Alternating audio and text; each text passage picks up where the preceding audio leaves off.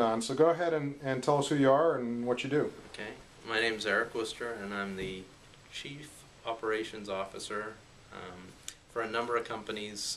They're all health-related companies, but the company I'll be talking about today is Terra Botanica LLC, which is a manufacturer of dietary supplements, homeopathics, and botanical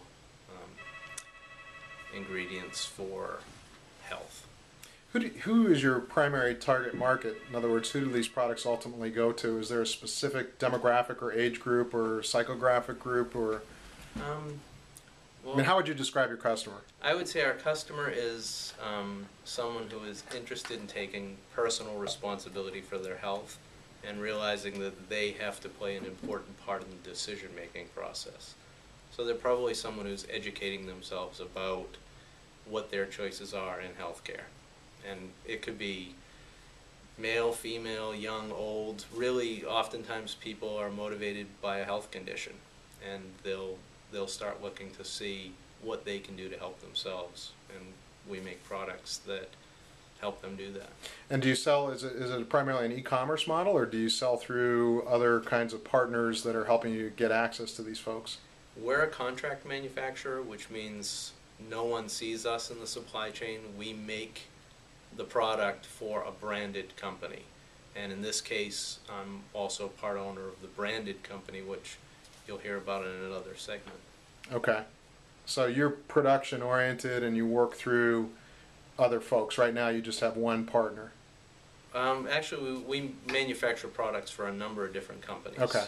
And it can be, what happens generally is somebody has a formula or needs a formula and sees a need in the market, and they'll come to us and say, I want to make this product that helps people with sore joints, and can you work with these ingredients? Okay. And then we'll tell them what the best way to formulate that is and give them options as to how to package it, and then they go sell it. Okay, so you work very closely, in other words, with your channel partners. Very closely. We'll help them everywhere from designing the formula all the way up through to what their labels look like and how they're marketing, what they can say in their marketing. Now, how long have you actually been in business with this production company? The company is 15 years old. We have been in the process of moving the company down from Canada. We acquired it in Canada, and over the past year we've been moving it down. So it's a brand new company, and we're still learning a lot of the nuts and bolts of how to operate it.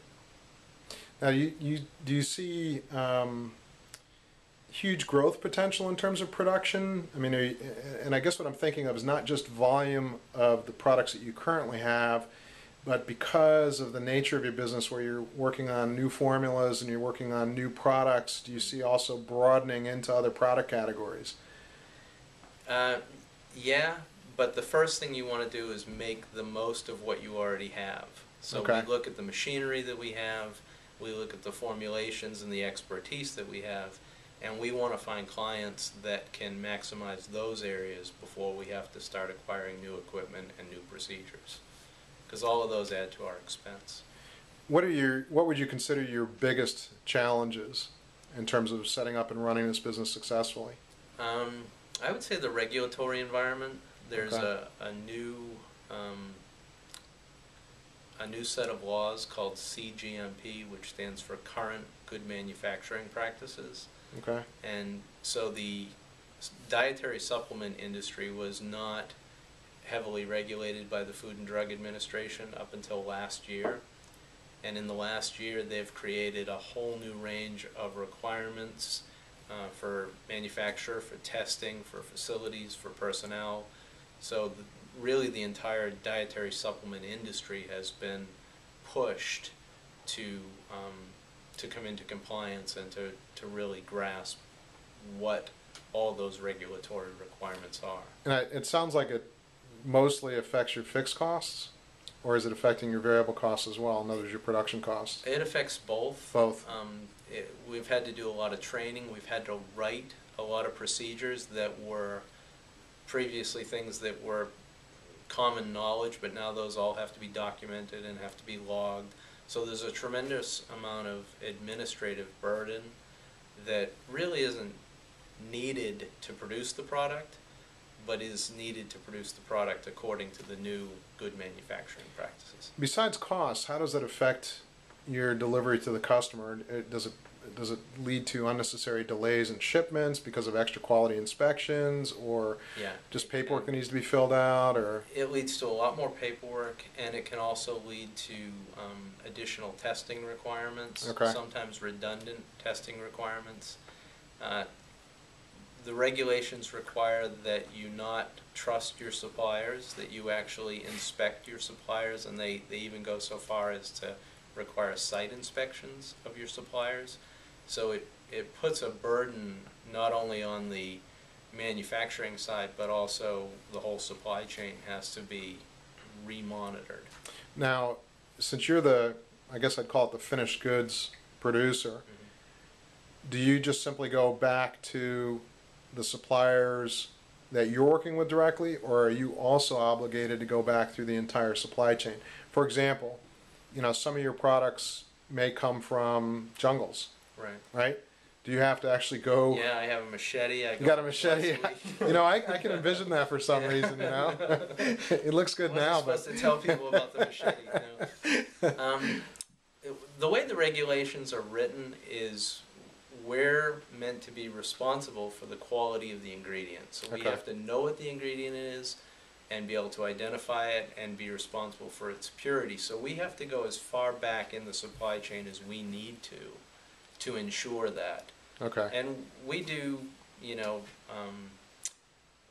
we have sophisticated equipment that analyzes the raw materials. We have the ability to analyze them from a number of different standpoints to make sure that we're working with the highest quality product. But yeah, that's our responsibility. Okay, and I guess the last big question I would ask you is, even though you're relatively new in terms of running this particular production here in Murrayville, Georgia, and the business has been around 15 years, as you look to expand beyond a few customers, what would you say your competitive advantage is? Is it the tailoring, the ability to tailor and design products specifically for certain ailments, or? It's quality. It's quality. Quality is the number one thing we have to offer. Our products use a process that is proprietary and based on some very unusual, really ancient processing methods. It's a very handcrafted product. So it really is the quality that is our competitive advantage, and delivering that at a cost that's affordable to people and that makes sense to people, and explaining to them the quality, because it can be a little obscure. Why is your dietary supplement better than another one? They're both talking about this ingredient. Well, this is why ours is better, and this is the processing that we use to make it better. So education is clearly a critical aspect it's important, and thinking it through to the point where it's understandable to people, learning to articulate it. Well, very good. Thank you. Great.